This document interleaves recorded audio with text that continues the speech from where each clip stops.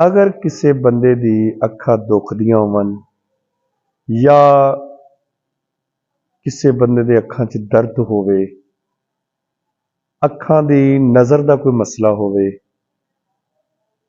ते इंदे वास्ते बड़ी बेहतरीन एक सूरत है। और ये सूरत जेड़ा बंदा 7 दिन हर रोज़ 7 वारी पढ़ लैंदा है। इनके 3-4 तरीके ने। पहला तरीका यह है भी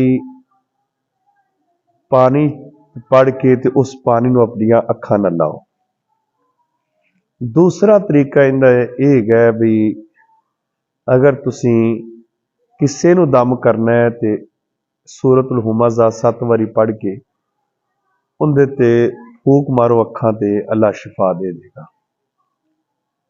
तीसरा तरीका यह है भी अगर तुसी खुद आपदे आप नूं दम करना है तो इस तरीके नाल हाथ लैने ने ते 7 वारी पढ़ के ते इहदे ते फूक मार के ते तुसी अखां नाल ला लैने। ठीक है,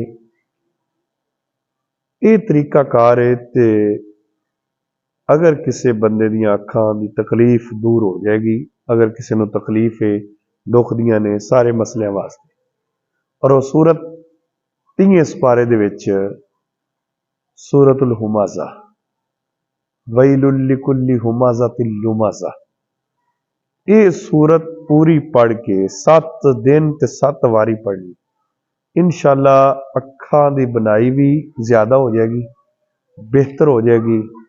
और ये बड़ा ज़बरदस्त वजीफा है। खुद भी पढ़ो, दूसरियां नूं भी दसो। अगर किसी का भला होवे तो मेरा ख्याल है भला करना चाहिए। अज असी किसी का भला करांगे, कल साडा भला होवेगा।